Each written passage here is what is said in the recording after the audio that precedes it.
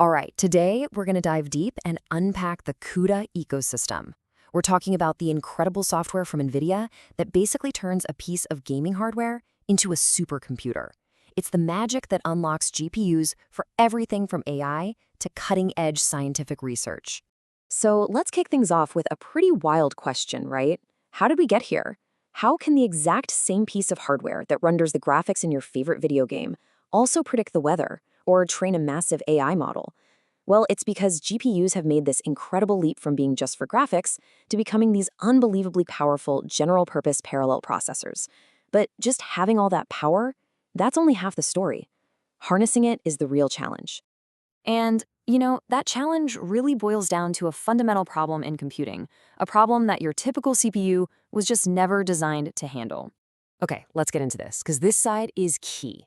A CPU is all about latency. Think of it like having a handful of brilliant master chefs. They can execute a really complex, step-by-step recipe incredibly fast. A GPU, on the other hand, is built for throughput. It's not a few master chefs. It's a giant kitchen with thousands of line cooks, all doing a simple, repetitive task at the exact same time. Now, for problems like AI, which can be broken down into millions of tiny, identical calculations, well, that GPU approach isn't just better, it's overwhelmingly more powerful. So you've got this hardware with thousands of cores just humming with potential. But how in the world do you actually tell them what to do? You need a translator, a bridge, and for NVIDIA GPUs, that bridge has a name, CUDA. Now, what's so cool about this is that CUDA isn't just some programming language, it's a whole platform. You have to remember, before CUDA showed up around 2007, using a GPU for math was a total hack. I mean, you literally had to disguise your calculations as graphics operations, pretending they were textures and pixels. It was wild. CUDA changed the entire game by letting you talk to the GPU directly as a proper coprocessor, and that right there sparked a revolution.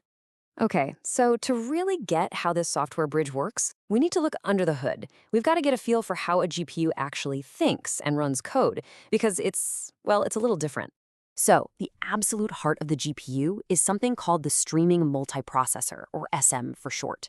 And that analogy on the slide, it's perfect. Think of an SM as the factory floor manager.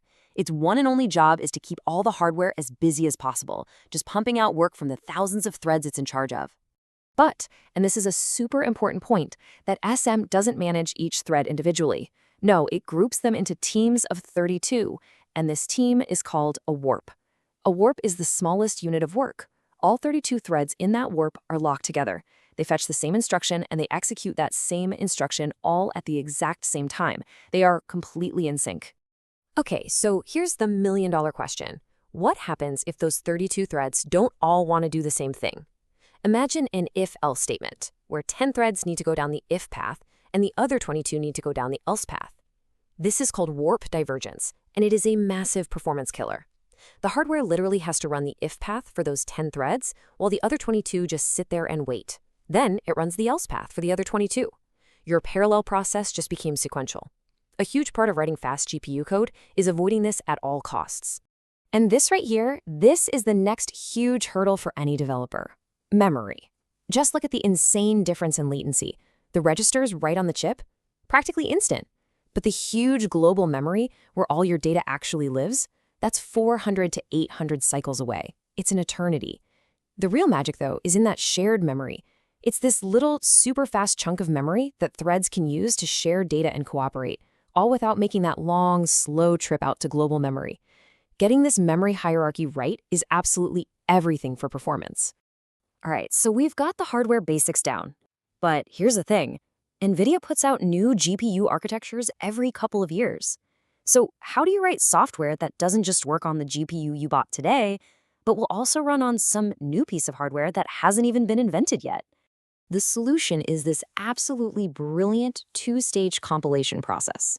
First, the CUDA compiler, called NVCC, it splits your code up. The normal CPU stuff goes one way, and the special GPU code gets compiled into something called PTX. Now, PTX is like a generic virtual language for the GPU. Then later, when you actually go to run your program, the NVIDIA driver on your system does what's called a just-in-time compilation. It takes that generic PTX and assembles it into SAS, and that is the specific tailor-made machine code for the exact GPU you have in your machine. And yeah, this comparison is just perfect. PTX is the architect's blueprint. It's generic, it's stable, and it's designed to last for years. It's forward compatible. SAS is the final construction plan for one specific building site. It's the raw binary code, optimized down to the metal for one hardware architecture and nothing else.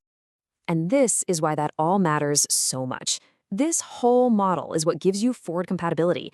It means an application you build and compile today using PTX can run on an NVIDIA GPU that comes out 5 years from now. Why? Because that future driver will know exactly how to take that old PTX blueprint and turn it into the perfect machine code for its new advanced architecture. It's a genius solution in a super fast-moving industry. So we've got this incredibly powerful and forward-compatible system.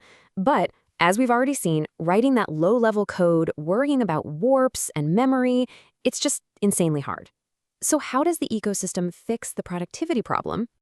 I mean, trying to manually manage every single one of these low-level details is a full-time job in itself. Most developers just want to focus on their actual application, right? Not on tricky things like memory bank conflicts. This complexity can be a huge barrier. Well, the answer is this amazing toolbox of libraries. Instead of developers having to write everything from the ground up, they can just use these pre-built, hyper-optimized components. Need to do some crazy fast matrix math for your AI model? Just use cuBLAS. Need the basic building blocks for deep learning? That's what cuDNN is for. These libraries take care of all the nasty low-level details, saving developers literally thousands of hours. And the tools just keep getting better and better. I mean, just look at this quote about OpenAI's Triton, which is a newer language and compiler. It's saying that a really complex task that might take hundreds of lines of painstakingly optimized C++ can now be done in about 25 lines of Triton. And the best part? It compiles down to something just as fast. That is a massive, massive leap for developer productivity. But hey, even with all these great libraries, you still need to tune your performance. And the ecosystem gives you a pretty clear 3-step workflow for that. Step 1 is to use a tool called Nsight Systems. This thing gives you a big picture timeline of your whole application, CPU, GPU, everything. It's designed to answer one simple question: what part of my program is slow? Okay, once Nsight Systems points you to a specific GPU function, a kernel that's running slow, you move to step 2, Nsight Compute. This is your microscope. You aim it right at that one kernel, and it dives deep into the hardware to tell you why it's slow. Is it stuck waiting for memory? Are you not using enough threads? It gives you the real, actionable data you need to actually fix the problem.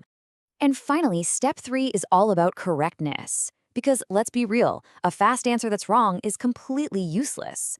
Compute Sanitizer is the tool that hunts for nasty bugs. Things like trying to access memory you're not supposed to, or race conditions where threads are tripping over each other. It's an absolutely essential safety net in the development process. So, to wrap things up, let's just take a quick peek at where all of this is going, because this ecosystem is anything but static. It's always evolving to solve the next big problem. And this is a perfect example of that evolution. A pretty recent feature called Green Contexts gives you a new, much smarter way to share a single GPU. Instead of carving it up physically, you can just tell the software how many resources each job gets. This means you could have a giant AI training job running right alongside a small, super latency-sensitive inference job, and they won't step on each other's toes. It's just a way more flexible way to manage your hardware. And that brings us to our last question, and it's a big one to think about. We've seen just how complex this hardware is and all the layers of software we've built to try and tame it. So as we look ahead, where is that next big performance breakthrough going to come from? Is it going to be from even smarter libraries and compilers that hide even more of this complexity from us? Or are we going to need entirely new programming languages, new ways of thinking, to unlock the true potential of the silicon that's coming next?